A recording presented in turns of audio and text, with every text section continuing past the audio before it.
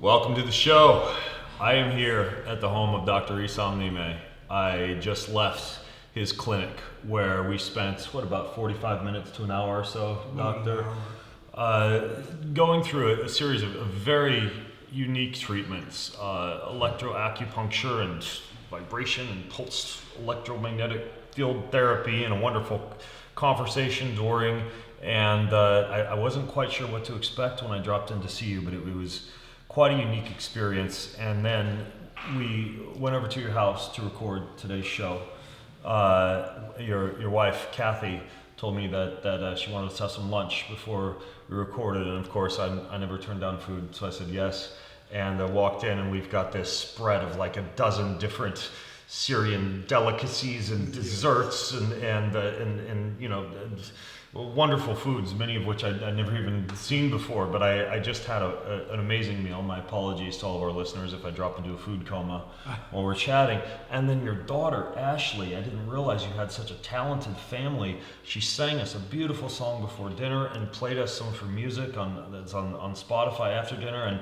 And so I thought as an interesting way to begin today's show that I'd finagle Ashley into singing us in, just because she has the voice of an angel, and you guys, I'd be remiss not to share with you her voice that I was so blessed to have just heard. So Ashley, would you like to choose a song of yours and sing us all into today's show, just to set the mood? That would all right, be wonderful. Take it away. There's microphones everywhere, so I would imagine with your voice it'll pick up no matter what you do. Thank you. Amazing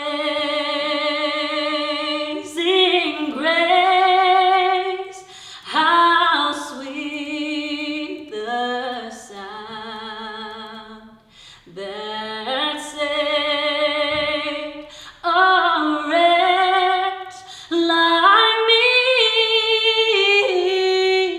I once was lost, but now I am found. Was blind, but now I see.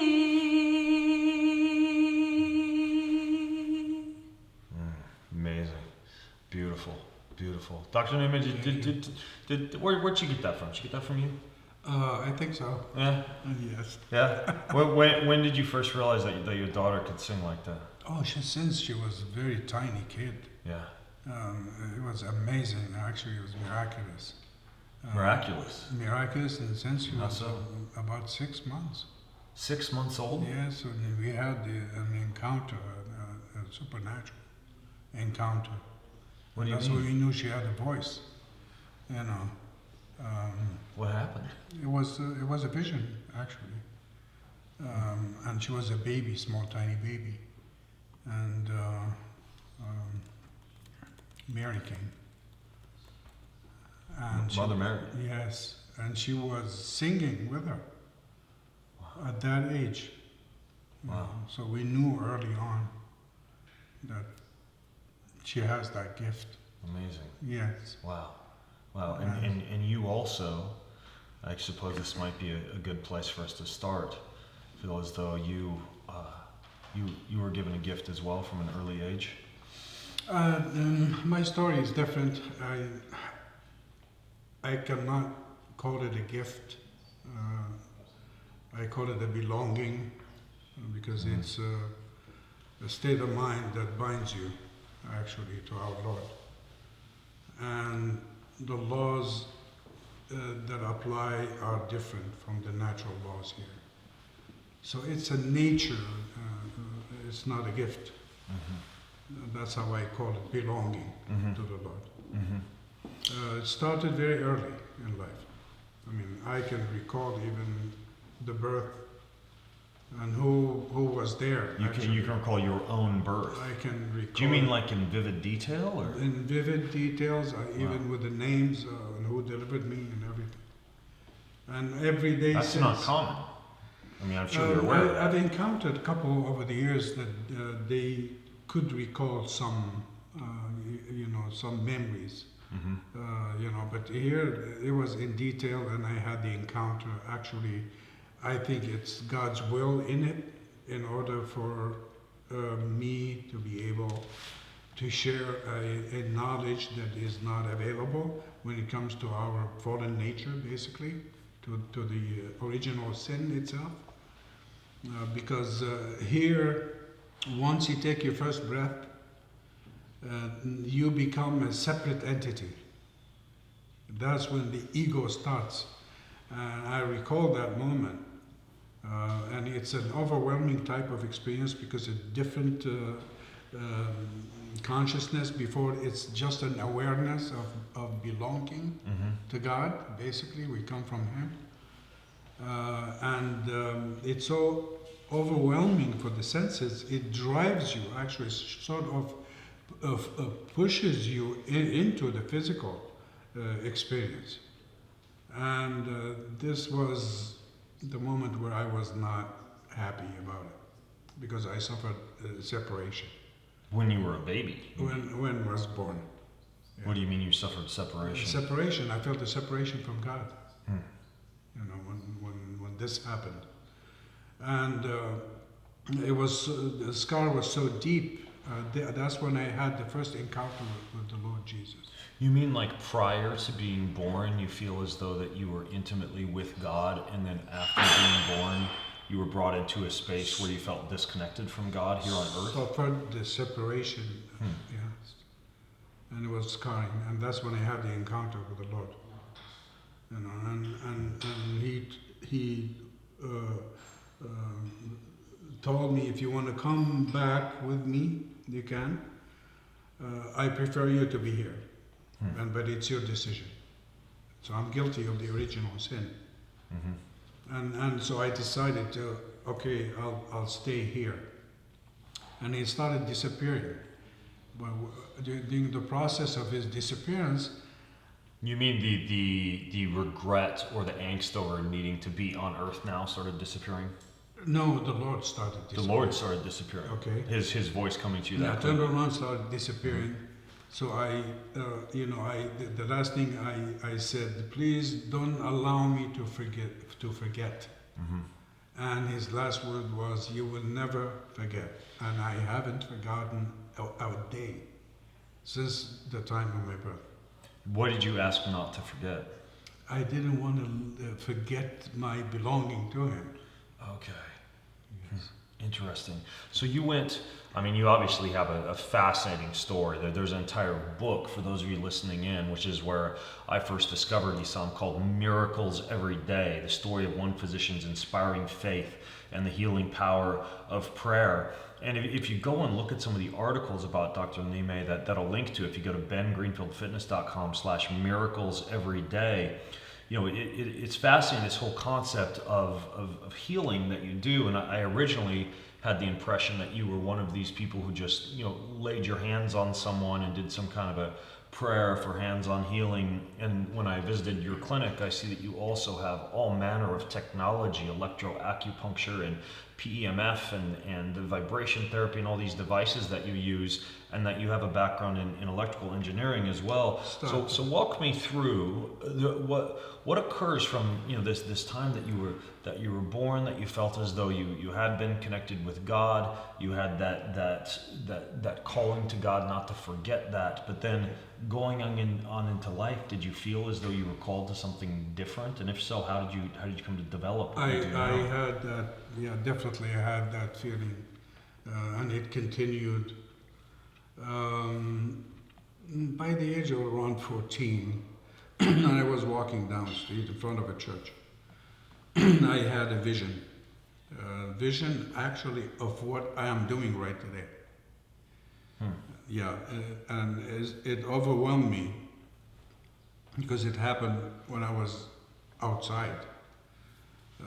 And I had a deep type of a knowing about what I'm going to be doing in the future, but I didn't have the details. So this definitely influenced my decision later on. Like how not having the details are you talking? Like you knew you were supposed to help people, but you didn't know what that looked like? No, I knew the general concept of what I'm doing. but I didn't know the fine details about, let's say, delivering, treating, stuff like that. Okay? The concept in general was revealed. And here I started with the electronic engineering. I didn't want to stay there, so I shifted to the medical school.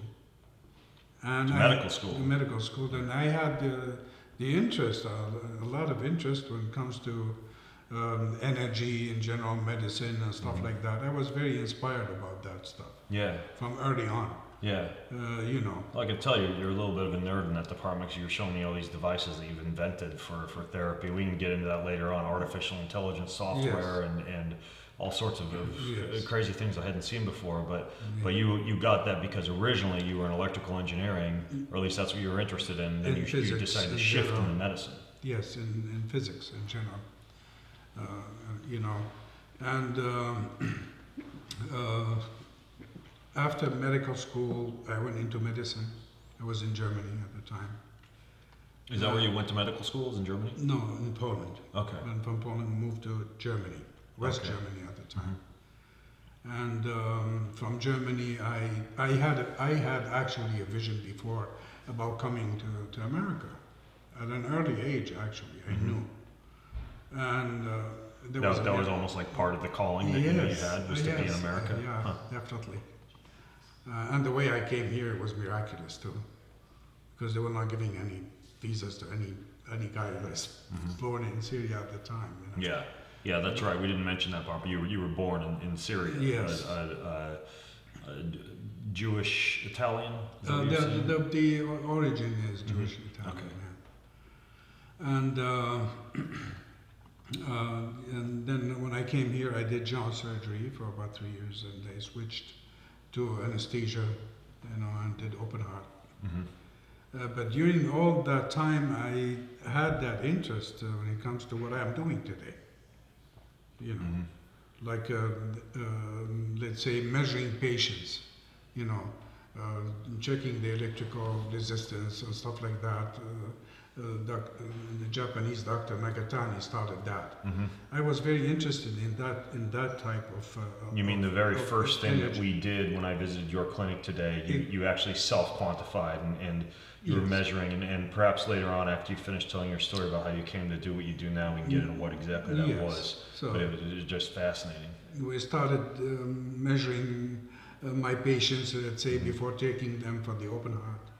You know, before and after, and I started noticing trends that repeated themselves with every patient. Let's say when it comes to the coronary, let's say artery. Right. You know, and I expanded that into different systems in the body. Lungs, vascular, neural, stuff like this. And based upon tens of thousands, actually, of treatments that I've done and following up with my patients, I ended up developing the diagnostic program. Okay. And it's an artificial intelligence program. Yeah.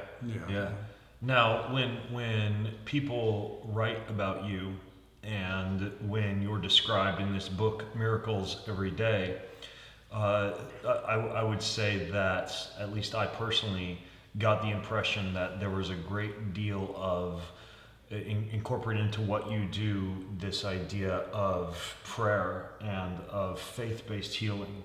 At what point did that enter the picture, and how did you actually kind of have that realization that it was a gift that you had? That picture has been with me since childhood. Did you heal people when you were a child? Yes. Tell me about that. We used to see a lot of family members or neighbors, elderly people. I've taken care of a lot of them at that time, and they used to experience a lot of healings. You mean they would literally come they to could you feel when you it. were a child, and you would Yes, put they your hands asked on me to them? come, and you know. And you would pray for them? Or? Yes, I did.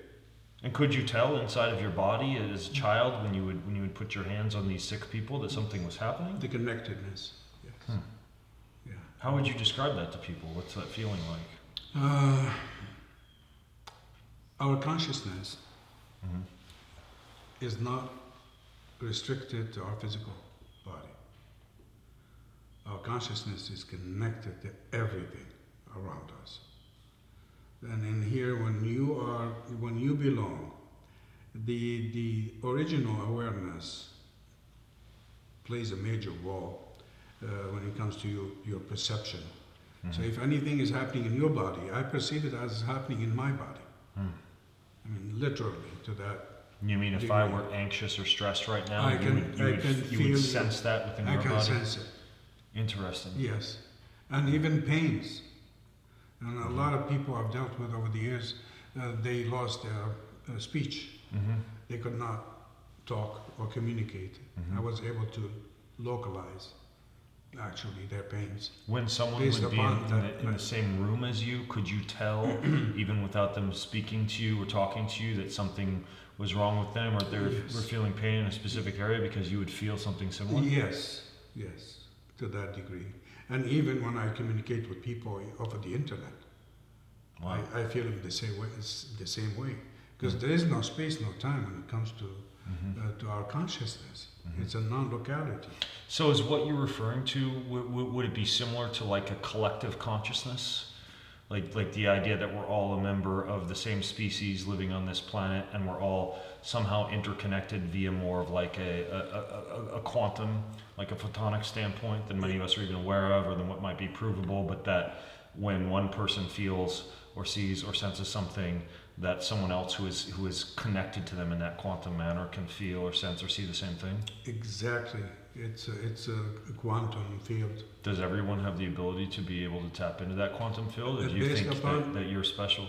Yes, based upon our origin, every single one of us is equipped. Mm-hmm. You know, and the consciousness is a quantum field. Mm-hmm. A field that has all possibilities and probabilities in it. Mm-hmm. I mean, how many decisions can we make ourselves? Infinite number of decisions.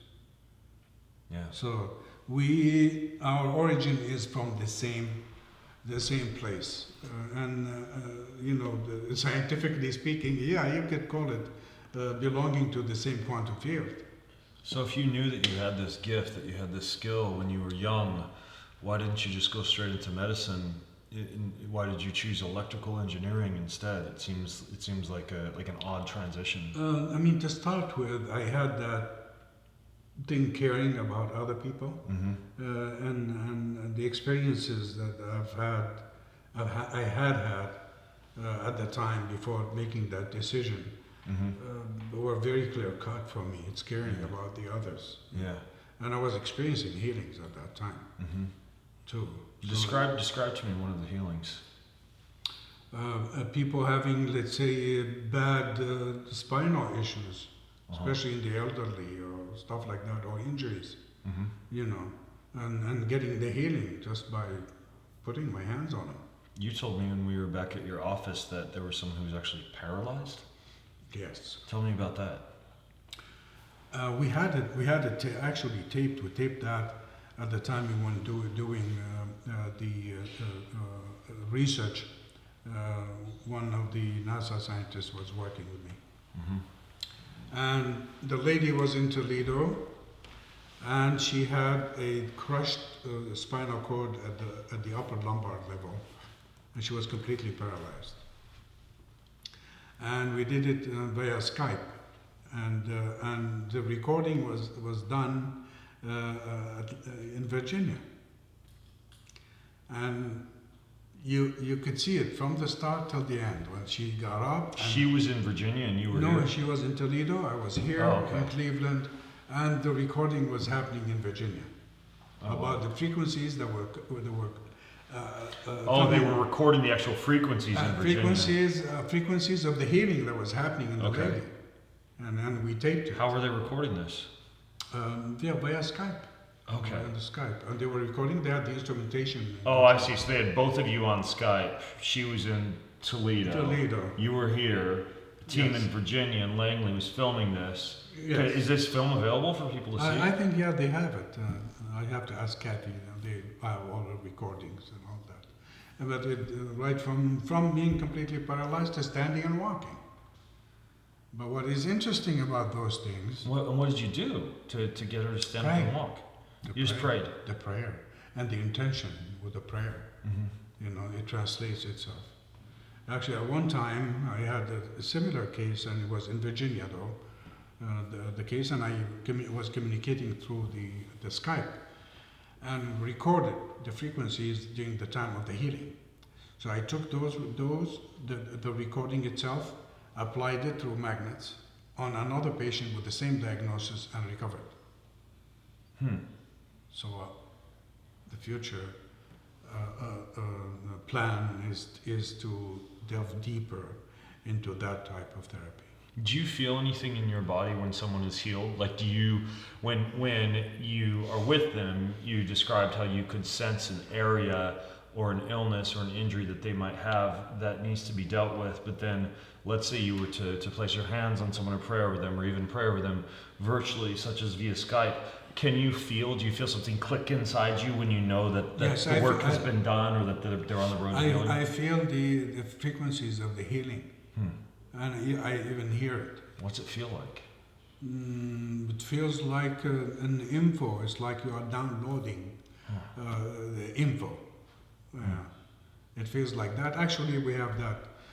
The first paper, I made it available on the web. Yeah, you were telling me about that paper in your office. And What's the paper exactly? Because I'll look it up and put it in the show notes. It's about the frequencies that we've recorded. Is it on PubMed or something it's like on that? drnemeh.com. Okay, drnemeh.com. I'll find it and link to it in the show notes. Okay, so what's this paper about exactly? It's about the recording the frequencies during the time of the prayer. Okay, so when you say frequencies, for people who are listening who might not understand, what kind are these brainwave frequencies that you're measuring, or what kind of frequencies? No, the frequencies we are measuring are frequencies that manifest themselves during the time of the prayer on the Skype itself. Okay. Oh, I see it here. Measurement and analysis of continuous and discrete modulated emissions recorded during healing intercessory prayer. And you have a whole paper on this. So you describe it in the paper as electromagnetic monitoring. How's that work exactly? Oscilloscopes. Oscilloscopes. We use oscilloscopes. Is this similar to measuring? Because some people to measure whether someone's electrochemical balance is proper, they'll measure what's called the phase angle of the body. Is it something similar to this, or? It's different. Okay. How's it work exactly? That's the subject of That's the subject of the paper. What are you using for the measurement? Is it similar to what I was holding and using? No. What's an oscilloscope? I was not. Okay. Yeah. And how would you describe an oscilloscope to people? Well, the oscilloscope is an instrument that measures frequencies. Okay. Yes. All right. So you're measuring cellular frequencies? No, measuring the info coming from the quantum field down to the physical body. Okay. All right. So these are things that really people wouldn't be familiar with having seen measured before. Yeah. Simply, I can call it the language of consciousness. Wow. And you can capture this in a waveform. We've captured hundreds and hundreds of measurements. And I hear it every time I'm praying with somebody, especially on the web. So this is measurable, this is quantifiable using an oscilloscope, but you personally, as a human being, have been able to almost be like a human oscilloscope since a very early age. We are. Mm-hmm. We are oscilloscopes too. We are, not just you are, but all humans. We are antennas. Yeah. Yes, we can perceive many things. Do you think that very similar to how in an era of Google Maps and GPS and satellite imagery, that we have perhaps lost a more natural ancestral ability to be able to, let's say, sense north, south, east, and west intuitively, that human beings actually do have the capability to be able to interact with each other in a far deeper, more meaningful, and almost like a quantum photonic way that many of us simply do not know how to do or are not aware enough of those abilities to be able to tap into? 100%. Can it be taught? It can. You have to raise the consciousness to a certain level where you be able to perceive those things. And when you say raise the consciousness, is that like a path of spiritual enlightenment that you raise the consciousness? You can call it spiritual mindset. Mm-hmm. and you can actually lead people into that type of state of mind that could allow them the access. And to tell you the truth, that's our origin to begin with, and thing that we forget about by the age of 4 or 5. People who have this elevated level of consciousness, do you see patterns in them in terms of the way that they're living or things that they do that allow them to be able to be more conscious of other human beings in the way that you are? Usually that's the case. Knowing this, we can perceive each other. I'll recognize right away without knowing the people. Are there common characteristics that you see in these people? It's a feeling of connectedness, that you perceive. Same thing applies between mother and child. When there's something happening, they are connected. And there are many cases actually presented, documented cases of that type of connectedness between two individuals. Would you say that a practice of mindfulness and presence would be an example of something that you'd see in someone who's able to detect that consciousness to a greater degree? Yes, and some of my patients actually, the chronic ones that stuck with me for a longer time, or some individuals too that did stick themselves with me, ended up perceiving, having that type of perception develop in them. So, yes. And it's part of every single one of us, a part that we are having amnesia to, Do you ever, when you're healing people in this fashion, do you feel as though it tires you? Does it exhaust you? Do you feel, because I sometimes think about, for example, Jesus Christ in the New Testament and how he felt almost like a power come out of him when, for example, a woman who was sick would touch his garment and you would feel that power come out of him. Does this tire you? Does it exhaust you when you're healing people? No, it depends on the case. It depends on the particular case. If people are connected, actually I experience a healing myself too. What healing did you experience? I feel like if I'm having any pains or anything like this that are affecting me during that time, I feel the healing with it to myself. And then sometimes I feel a lot of pain. You do? Because I perceive them, especially when there's resistance, let's say. Or a case where people were very abused in their life, and I feel that sadness. That part really makes me suffer with them. Wow. Wow. I came into your clinic this morning prior to that fantastic lunch that we just had, and you spent about 45 minutes with me. And you began by placing an object in my hands that seemed to be some kind of a currency type of device. It was a grounding device, like a grounding rod that you placed in my hand. And then you proceeded to take some measurements on me using a device that allowed the software that was connected from that device to your computer to quantify something about my body. What exactly was that? What was the initial measurement you were doing on me? Yeah, the initial measurements was based upon giving about 200 microamps of electricity along different meridians. Okay. And so you were measuring meridians. Checking conductivity along those lines. Okay.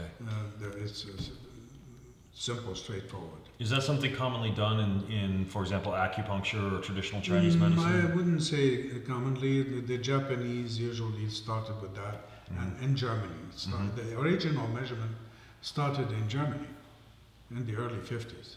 Okay. Yes. Yes, some people do use that. Yes. And in this software that is then identifying which body systems, which body parts might be ill or in some kind of a state of dis-ease, that's something that's picked up as you measure these meridians. Yeah, a lot of authorities try to develop it as such. From my experience over many years, and based upon tens of thousands actually that I've treated, the interpretation is not that kind of a simple, like going along a meridian, let's say. It will give me the full picture, but the lungs, it's way more complicated than that, because here in our body we do circulate a bioelectrical field, and it runs through tributaries and it branches out Now, if you have any pathology or anything, any impediment along a certain line, it will shift part of the bioelectrical field that is flowing through that to different tributaries. And if the other tributaries are involved, it will shift to different tributaries too. So I cannot just take one measurement and based upon that measurement along a certain meridian and draw the conclusion. I have to look at other areas too in conjunction with that. So the interpretation is more complex. That's how I developed the AI, diagnostic AI, based upon that. And is that software using diagnostic AI, artificial intelligence? No, this one that I used on you? No. But you're developing kind of I upgrade that developed it, software? I finished it already. Okay. Yes. Are you using it right now in your practice? I'm not using it in my practice. I'll be testing that next week. Okay. So this is all kind of new. Some of these measurements that you're doing then, in terms of the technology that you're developing. The measurements are the same, the same principle, But the interpretation is we have our own already software, done. What did you decide that you wanted to develop AI software because you wanted to take what you currently do and what you know to be scalable to other physicians, for example, to be able to use this same software? For the future, right now is as a wellness, in general, as a wellness tool. In a sense, it will allow you, it will be on your phone, and it will allow you actually to assess the effect of different things that you are experiencing during your daily life, whether food or activities or anything like that. If it's on your phone, for example, I wear this continuous blood glucose monitor on my arm. Yes. And, conceptually, it's pretty simple. I use my phone, the app on my phone, to scan that and get my blood glucose. Would someone be needing to wear some kind of a sensor or a patch similar? No, it will be, the tool I developed will be a wireless, small tool, and they can show you the pictures of it. And it would tie to an app on the phone? And wirelessly, it will be tying into the app, Apple or whatever. So to explain this to people, you can use myself as an example if you would like. When you scanned me and then you looked at the computer, what are you looking for at that point before you begin a treatment in terms of what the computer is telling you? Draw the conclusions about the areas that are involved in your body. Okay. It's like sort of mapping for me. What type of things did you notice when you scanned me? It needs your proprietary information. Yes. You have my permission to share. Oh, okay. No, I noticed some microcirculation issue. Microcirculation. Yes, and it was 100% related to the upper back and neck area. There was some abnormality there, and there are other things that I could read. As a result, like a fatigue, I can predict. Okay, I could predict a little bit of anxiety that was related actually to the same problem. To anxiety related to the same upper neck and back problem. Yes. Okay, and it tells me exactly what I have to do, physically speaking, when it comes to the therapy I delivered.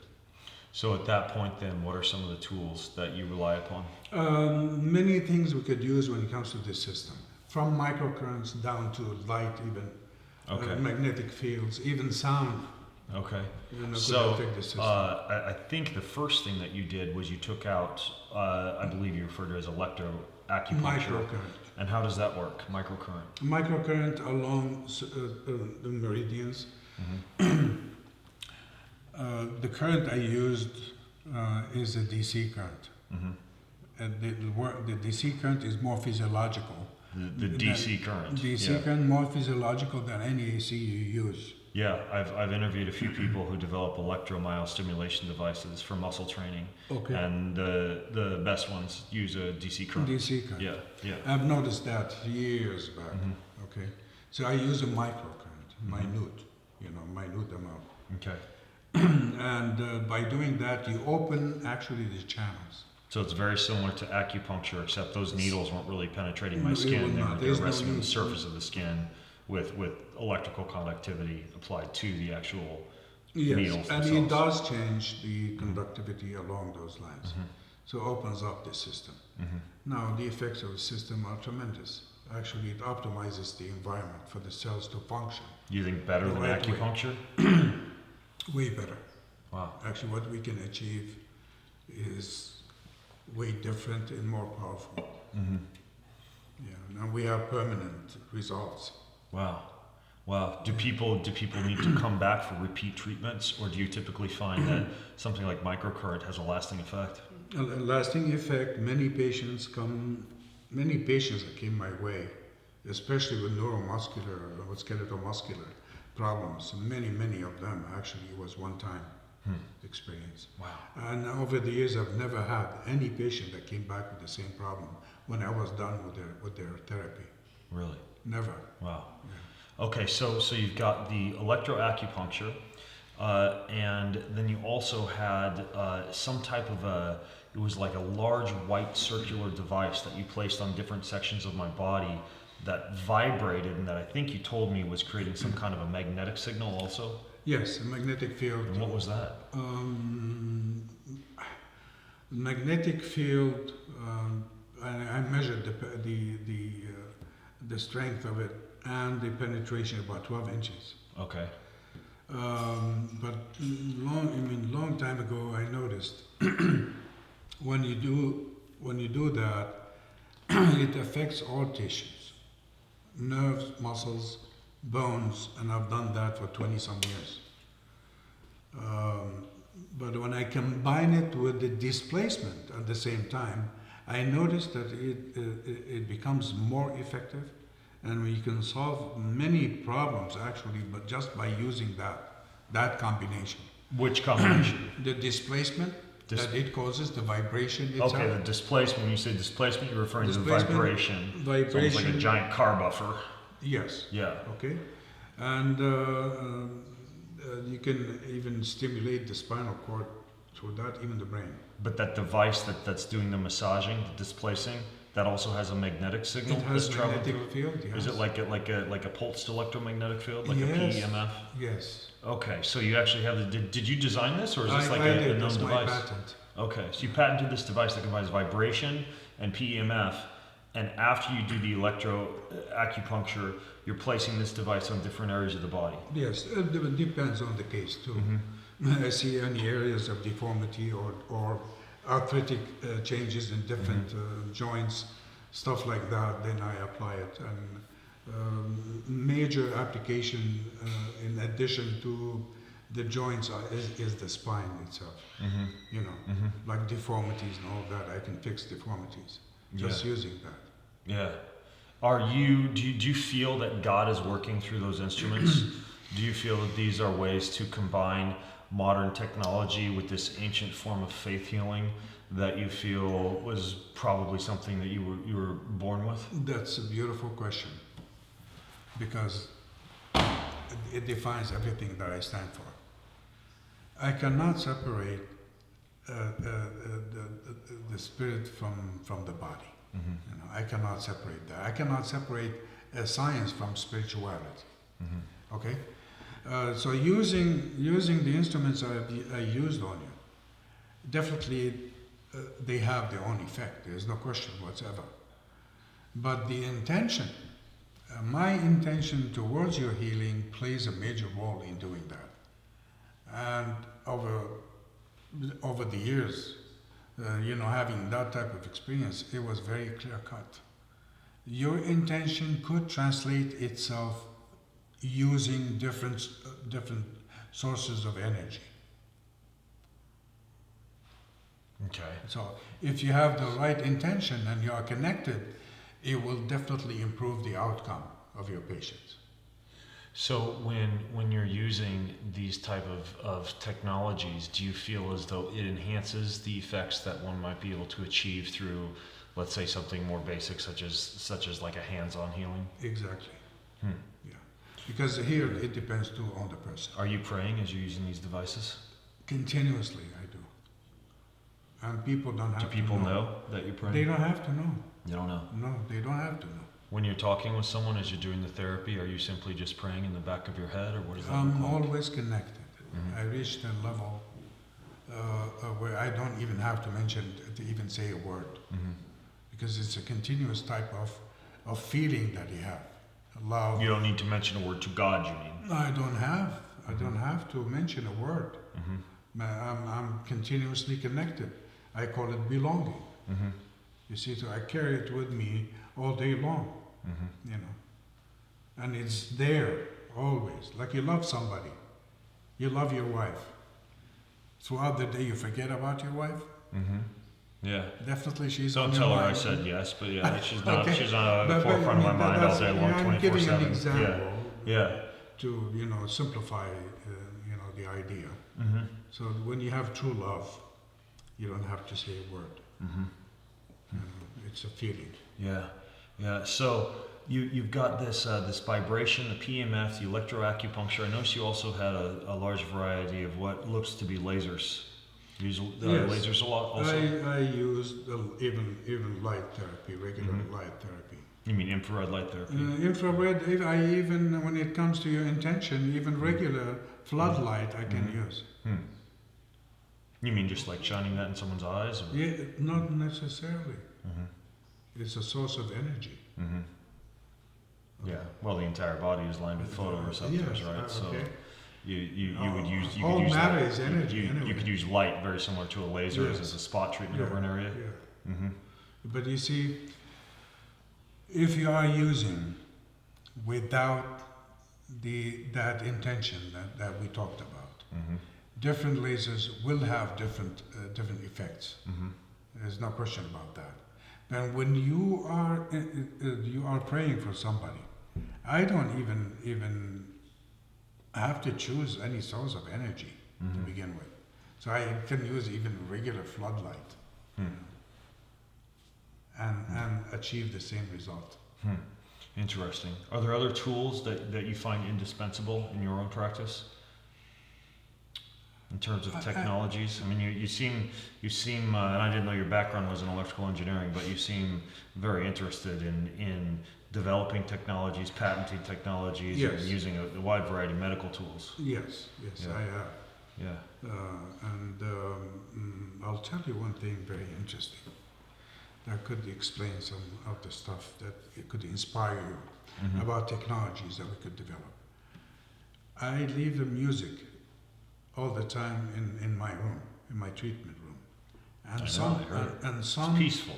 very peaceful. Some of them are very inspired pieces, and I've been witnessing that for many years. When the healing starts happening with some of my patients,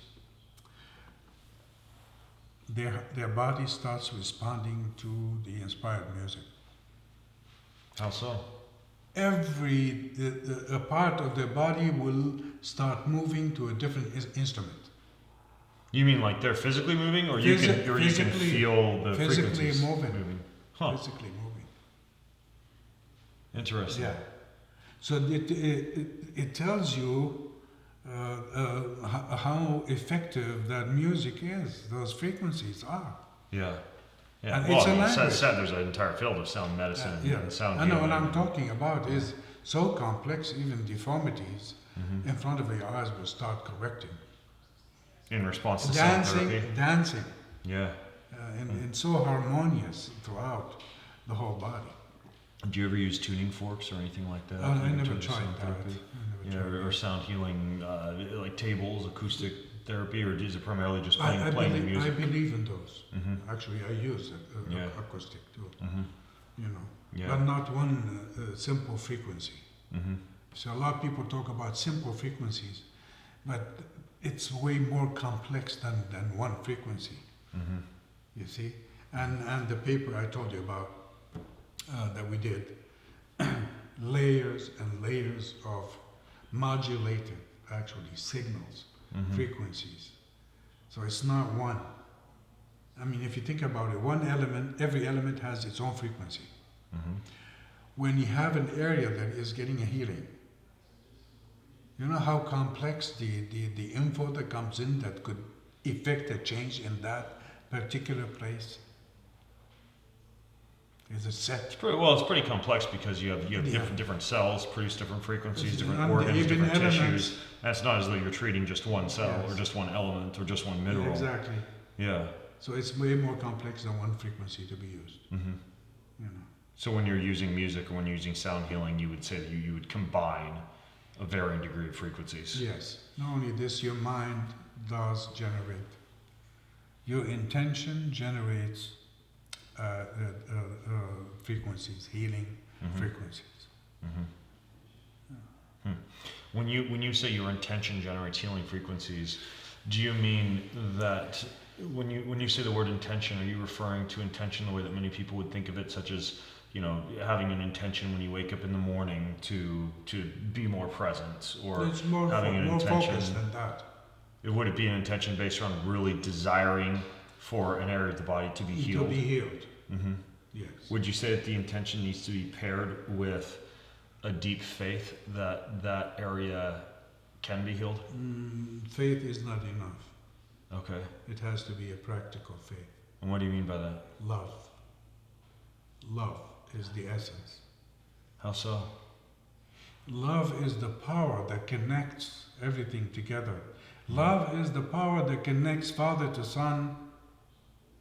You see? Mm-hmm. Spirit. Yeah. Yeah. And love is what connects you to your own body, actually. So if someone is So they think about it as a feeling. Yeah. It's more than a feeling. It's the power that connects everything together. Mm-hmm. So would you say then that someone who has an injury or an illness, let's say someone has, I don't know, a tennis elbow, and they're coming to see you for that they need to have a faith that can be healed. They need to have an intention to heal it. No faith. They don't have to have But anything. intention. They don't have to have anything. All they have to do is have good heart inside. Okay. You Is know? it enough for you, And- the healer, to have the Yeah. intention and the faith then? Yes. And for that person to simply be present with love? Yes. Yes. Can you tell when someone has come into your office if they are not in a state to be healed, if they do not have a good heart, or if they cannot love? And that's my job, actually. Mm-hmm. My job is to change their heart Mm-hmm. How do you do and that? change their mind. Do you see? do that when you're talking with You them? do that by addressing their body Mm-hmm. to reach their mind. And I've been very successful over the years in doing that. That's my mission, actually. What do you mean addressing their body to reach their mind? I cannot separate the mind from body. Mm-hmm. So the connection is not only from mind to body. The connection is from body to mind, too. Mhm. You see? So in my therapy, I address the body in those people in order for their mind to open up. You see? Mm-hmm. Mm-hmm. So, in terms of this mind-body connection, is this similar to the teachings of, say, like Bruce Lipton in the book Biology of Belief? This idea that negative emotions will deleteriously affect a certain aspect of the body, and that positive emotions and positive belief patterns and prayers can induce a beneficial frequency that shifts the body into a I state don't where it know can be about healed. Bruce Lipton and what Okay. he did. But from what I've seen, there's and in medicine, that's a known fact. Actually, we've known that for many years. People that come in, they have the right state of mind. They want to survive. They want to get healed. They get a healing. How many people we used to send back, send them home, end-stage cancers. A couple of years later, they come back and they are perfectly healthy. Or they come in for open heart surgery. Young people that come in with a negative type of state of mind and they tell you we are going to die, those are the ones who usually have complications, and many of them die as a result. Right. And you get because they believe that because they their are ill mindset because they've is been not told. right. Yeah. So it does Yeah. reflect. Or the elderly, they come in, they are positive, they want to survive, and a couple of days after they open heart, they get up and go home. Mm-hmm. Okay? How many cancer patients I've seen myself in the office? They come in with that positive type of state of mind from stage 4 down to nothing. They get a healing. Mm-hmm. So though the mind, the effect of the mind upon your health is very, very clear cut. From a biblical perspective, Adam and Eve, before the fall, they were not supposed to experience any illness or die. Mm-hmm. But after the fall, when their mind changed, then they, experienced the illness and they died. Mm-hmm. So, Yeah. so biblically Yeah. speaking, too. Yeah. So, your mind definitely plays a major role. I ask my patients when they come in, especially cancer patients, about stressful situations. And I would say at least 98% of those tell me they were going through a hard time When they were diagnosed. when they were diagnosed. Mm-hmm. Yeah. Interesting. Do you think that that's because when they were going through a hard time that they had some kind of an illness or an immune system issue come up that caused them to go and get tested that then allowed a cancer to be identified because normally they hadn't been testing and then they decided to because something had popped up? Or do you think that when someone is in a stressful scenario, it allows a body that's susceptible to cancer to actually allow for that cancer to take hold and develop? It does. Mm-hmm. It's one of the major things that are behind the cancer. Mm-hmm. So that there is kind of a strong, almost like an epigenetic component to what Yes. you do Yes. in terms of diseases that someone might be susceptible to manifesting based on a state of mind that they're in. Influence. Yeah. Mm-hmm. Mm-hmm. Of course, there is more than one, one thing that affects that. Yeah. Low immunity, diet, Mm-hmm. low vitamin D Yeah. in general, Yeah. stuff like that. A combination of things. It's not only one component, but the stress component is always present. Have you taught many other physicians or practitioners what you do? Is this something that other people are practicing now? Not one so far. No, you haven't taught anyone so far. So far, not one showed the interest. Are you concerned about if you and sorry for what might be kind of a negative question, but like if you die, that all this information just dies along with that's you? the sad part that I've been suffering with. That's the sad thought that I've been going through for many years right now. If I die, it dies with me. Mm-hmm. And it's so effective in healing many things. Mm-hmm. It saddens me. I'm very sad about that fact.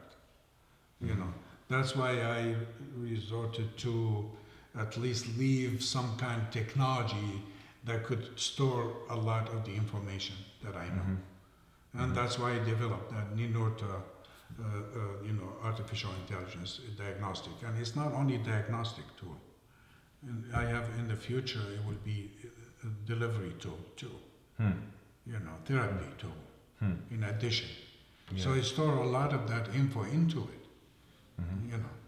Your son told me while we were driving over to your house from your clinic that there's also some type of a mouthpiece that you're developing. No, I developed it already. I'm waiting And what is that exactly? It does eradicate gum disease. Eradicates gum disease. How? Microcurrent. Oh, really? Microcurrent in the mouth. And I used to treat a lot of patients. So you wear this mouthpiece while you sleep or something like that? No, all you have to do is just wear it for about 10-20 minutes, a couple of times a week. We did already clinical studies. What kind of things would people notice if they began to use something like that? Eradication of the gum disease. Could it be used as preventive therapy for As people a who just preventive want to have a clean mouth or clean gums? Yes. Is this operating on the same principles as like the old, like the Rife coils or the Rife frequencies that Those I are not believe Tesla works frequencies. I with? don't use frequencies. Okay. Yeah, I don't use frequencies. So microcurrent is different than a frequency. Micro DC current is Okay. different from AC current. Okay. Yeah. Okay.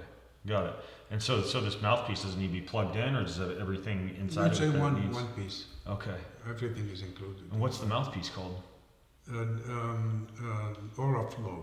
Oraflow. Yeah. Huh. Interesting.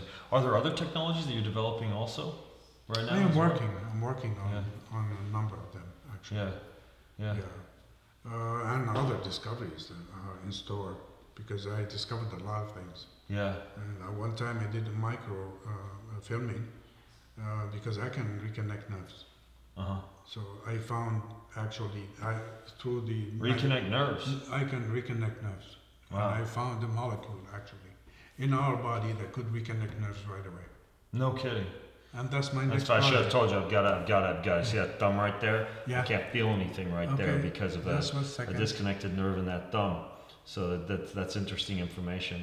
It was a one stupid second. mistake 1 second. cutting ice cream. For those of you not watching the Okay, here video, it goes. Dr. Nemeh is holding his finger above my thumb. Yeah, here it goes. Getting any sensation? I can feel something on the edge of my thumb. Already it's doing it. It's getting stronger now. Here you go. And I'm not hypnotizing you, by the way. But this is different. Is this different than the nerve healing molecule that you were talking about? Because you're just No, holding it's that not in your different. hand. Really? Yeah. Huh. It's affecting that molecule to Interesting. reconnect. Interesting. Okay? Getting stronger. I definitely feel something in my thumb, and your finger's not super close to it. Your finger's like an inch from my thumb. Oh, I can go even far away. Really? Yeah. Still I'm connected. Yeah, I can feel it. That's Okay. crazy. And I go Yeah. farther away, it gets stronger. Yeah. You know. Yeah. Okay? Wow. Yeah. Why does it get stronger the farther that you go away? Because the energy It seems field, counterintuitive. the energy field that applies.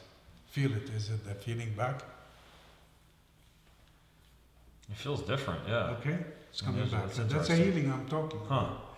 And that's the energy field, actually, that we talked about. And okay, so you're explaining why it gets stronger the farther your hand The gets further, away. because it's not part of this world. It sits on the edge of the quantum field and the physical world. Yeah. That's why the laws that apply are the reverse laws that apply to any field is in nature. Mm-hmm. You see?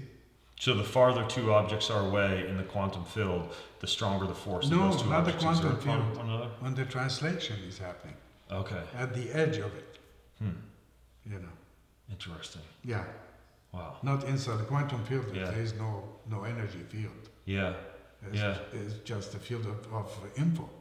So is this a similar type of frequency that people are using when they'll do something like Reiki, for example? Are you familiar with that? No, That's different. that's different. How is it different? It's When different. someone's just like, when doing like a Oh, Reiki over there session with they their are, hands yeah, hovering over your it's body. coming from intention. And Mhm. here, that's one thing. The laws that apply here are different from the laws that apply there. What they are feeling is the bioelectrical field. Mm-hmm. And when you focus on it, you could feel your bioelectrical field. Mm-hmm. But then the farther away you are, the weaker. Yeah. Okay, Yeah. a huge difference. I mean, Yeah. I know a lot of other details about it. Mm-hmm. But Mhm. definitely different. It's from spiritual, different level. How many of these ideas come to you through what you would consider to be like a divine revealing from God, versus how much of this do you get from just books, research, reading, I don't read anything. etc.? You don't read anything. No, No. You know how to read? on purpose. I prevented myself from reading anything Why? because I don't want to be influenced by anybody's ideas. You see, the way I'm applying things, they materialize. I don't want to hear somebody's opinion that you cannot put it to life. You know that's an odd approach. Not a people. No, I mean especially Okay. not a lot of people who are, in professional medicine would say that they wouldn't want to read books or I abstain papers and things from like that. reading, especially those types of books, Mhm. not because I'm rejecting them. I have my own inspiration. You don't want it to corrupt the purity of your authentic the purity, thought? yes, Huh. yes. That's interesting. It's not like you mentioned Bruce Lipton. Mm-hmm. I have a lot of respect. Yeah. Okay, I respect everyone like that. They are inspired, trying to do the right stuff. But here, I don't want to have. You see, those things are very interesting, especially when it comes to the type of work I am doing. Mm-hmm. Again, not to corrupt the connection that I have. So Mhm. because Yeah. here when you Do you ever feel like you're missing out, like that there's information that you could be reading that you're not? Or? It could be. It could Yeah. be. Definitely, I could be Yeah. missing out. There's no Yeah. question in my mind about that. But I worry about their conclusions. Yeah. Sometimes they talk about the truth in there, but the conclusions they draw sometimes it does not fit me Mm-hmm. or fit my view. You know. Mm-hmm. Yeah. And that's the idea. And that's what I mean by not corrupting it. Yeah, that makes sense. So when you're getting these ideas for some of the devices that you're developing and the treatments that you're developing, you would say that much of it comes from God speaking to you? A lot of things that I am doing, I never learned from anybody. Mm-hmm. The whole thing I'm doing is just inspiration. Just inspired by God. Yes. Hmm. You know. And you like do you like what you do? Do you feel as though I left you're everything. you're like a like you're on a mission of service? Is this something that you wake up in the morning and just love to do? Yes. Yeah, that's Because you that's- work a lot. You do, like the impression I got was you're with patients a lot in your clinic. Yes, I do. Yeah. More than Yeah. full time. When was the last time you took a vacation? 22 years ago. 22 years. And besides, you stay here in Cleveland. You go to the clinic every day. I go every day. Yes. Wow. How many patients do you typically see in a day? Because obviously you're spending, And you were like I- 45 minutes, an hour yeah. with me, so. Oh, sometimes even a couple hours. Wow. Depending on the case, of course. I don't see too many a day Mm-hmm. because it takes me a long time. Mm-hmm. But I work from till late night usually. Every Yeah. day. Yeah. I'm curious because I'll have some people who listen to this interview that we're doing and they're going to want to meet with you or to learn from you or to be treated. Do people fly here every time to Cleveland to be treated, or do you do much of this stuff online? No, I have people flying from all over the world. Mm-hmm. They do. Well, what I mean though is you do like telemedicine? Do you do Skype? I do. things like I this? do the Yeah. telemedicine too. Mm-hmm. And actually, the tool I'm developing will help that a lot. You mean the artificial intelligence tool? Yes. Yeah. It will open the door for telemedicine actually to be more accurate How so? because it does reflect all the systems throughout the whole body. Oh, so a practitioner will be able to test virtually and identify which systems are actually at a low frequency Yes. and then treat accordingly. Treat or refer. Mm-hmm. I mean, I saved many people from their heart attacks because the way I measure it picks it up, months even before it happens. No kidding. Yes, and we have cases. We documented cases. Wow. Yes, saved their life actually because they were not having any symptoms, and yet I uncovered it with a measurement. Wow. And I sent them right to cardiologist. Actually, saved their life. Mm-hmm. You know. Mm-hmm. Yeah. Wow. Well, if people wanted to do this and to book a session with you or something like that, do they just go to the drnemeh.com No, website? Path of Faith and Path of Faith. Oh, yes. Is that the name of your practice? Path of Faith? No. That's for the prayer. Okay. Yeah, but I don't know. Kathy knows that info. I'll ask. Okay. Well, I can find it and put it in the show notes, which are going to be Yes, at bengreenfieldfitness.com/miracles every day. And like I mentioned in the introduction, you have a book that was where I became somewhat familiar with your work. Well, you didn't write the book; it's a book about you. Yes, Right? Yeah, yeah. Miracles Every Day: The Story of One Physician's Inspiring Faith and the Healing Power of Prayer is the name of that book. And I would recommend any of you who are intrigued by what we're talking about, you should read the book. What were you saying? And that book, Cured, Dr. Jeffrey Rediger from Harvard. Oh, I've read Cured. Is that also? The whole chapter is about what I do. Okay, yeah, I'd read that a long time ago. I didn't realize. Okay, so I'm thinking I read that and you were the same physician in that book, but I hadn't put two and two together. Okay, yeah, Cured is another good one. I'll link to that one in the show notes as well. Yeah. Just write a note to myself here. Okay, so I know that a lot of you probably have questions, and some of this may seem kind of woo-woo, esoteric, this whole idea of faith-based healing, but I have to tell you that it's super interesting what Dr. Nemeh is doing, and so I would recommend that those of you who are interested, go to the show notes, go to bengreenfieldfitness.com/miracles every day, because I'll have more information about Dr. Nemeh and his book. And in terms of you, Dr. Nemeh, for the future, besides this artificial intelligence software, is there anything else coming down the pipeline on your end that you're very excited about, or that you think is going to be transformative for medicine, for the work that you do? Yes, we have a couple of things actually I'm planning on doing, and one of them is we talked about the frequencies, is about recording them and create sort of a base info, that could allow actually us to through our subconscious mind to connect to people. Let's say focusing on somebody, it does translate itself in your body as frequencies, and those an instrument could be developed, and I'm going to be working on it. That could allow you, let's say, focusing on somebody to have the full information about their physical being, and it connects to that instrument, and the instrument has all the info about illnesses and stuff like that. It needs a lot of programming. Yeah. But it's based upon our finding too from the frequencies of healing. So let's say I focus on you. I pick up all the set of all frequencies that define you. Okay. And I've done something like this before. So we had a group of people. We registered the frequencies of them, and blindly, when I'm focusing on one, pick up the frequencies of that one, and the second party was guessing accurately the ones that I was focusing on. Wow. Yeah. So this gave me the inspiration actually to delve into that project, to develop it actually for others. It's not for me. Yeah.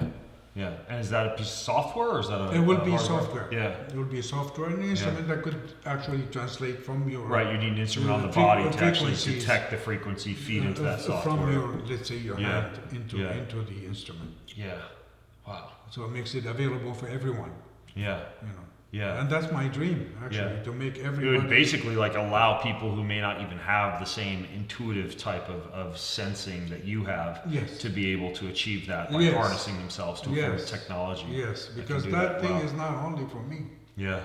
Yeah. Amazing. So there is a way that much of what you do can kind of live on and be taught. It's kind of cool that you're achieving that not through writing books, through telling stories, through having some kind of a practitioner teacher programming, but you're instead doing it through technology, through design of technology. It's a very interesting approach. Everybody could use. Yeah. Yeah. That's one of the projects. The other is now when you are praying and there are changes happening within the body, there are certain things that pick up the frequencies that are coming into you. And I did microfilming on that. And you could see the intelligent design, actually. Like two cells communicating with each other, filling a gap, let's say empty gap. I filmed it myself years back. Wow. Okay? Now look at the beauty of it. It could open the door for us to recognize the effect of different molecules within the body. Let's say I'll be praying for the eye, and the eye is getting the healing. I have access to the eye to look under magnification to see which molecules are moving first, that are causing the physical effect. Yeah. You see? Wow. So you're, I mean, in a way, you're actually able to a certain extent quantify the effects that an emotion or a belief or a prayer is having on the body, and actually identify that on a molecular level in terms of what's happening. Similar to almost like, I realize the research gets a little bit of flack, but like the way that Masaru Emoto did with water, measuring the crystalline structure of water and its changes in the water when exposed to certain positive frequencies or prayers. But you're doing that with a human cell. With the human body. Wow, it's fascinating. It opens the door for us to have a deeper knowledge about many mechanisms involved within our body that we are unaware of, basically, and could be healing for many disease entities. Man, we live in such a cool era that we're able to do things like this, and that someone who probably, if you were around 2,000 years ago, you would have been laying hands on people to heal them, and now you're able to use technology to actually replicate what you do, assist what you do, enhance what you do. And I being a guy who often talks about, during my talk last night that I gave at town hall, I said I like to combine ancestral wisdom with modern science, right? A little bit of traditional Chinese medicine and Ayurvedic wisdom, and then the modern field of biohacking and modern medicine, and I just love that concept, and it seems as though you've adopted it pretty well in your practice also. Yes.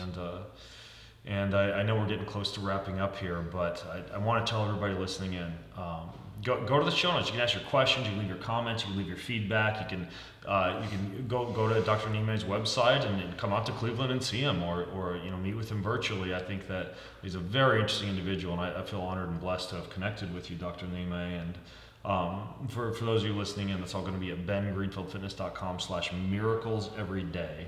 It's bengreenfieldfitness.com/miracleseveryday. And Dr. Nemeh, A, I want to thank you for coming on the show.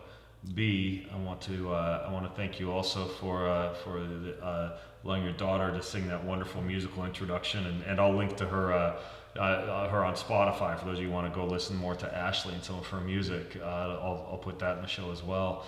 And thank you so much. You have a wonderful family, beautiful family, and just a wonderful service you're doing for the world. Thank you. I thank you. It's my honor and my blessing. Yeah, awesome. And what you are doing is akin to what I am doing. Yeah.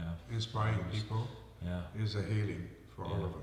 Yeah, I'm just delivering the message, baby. Finding amazing people like you and making sure more people know about you. So again, folks, bengreenfieldfitness.com/miracleseveryday. Dr. Nemeh, thank you so much for coming on the show, and we will put a video version of this interview as well right there in the show notes for those you want to watch the video version of both of us sitting in his beautiful home here with a wonderful work of art behind us. We'll have a video too at bengreenfieldfitness.com/miracleseveryday. Thanks for listening in, and have an amazing, amazing week. God bless. All right, man. That was good. Good.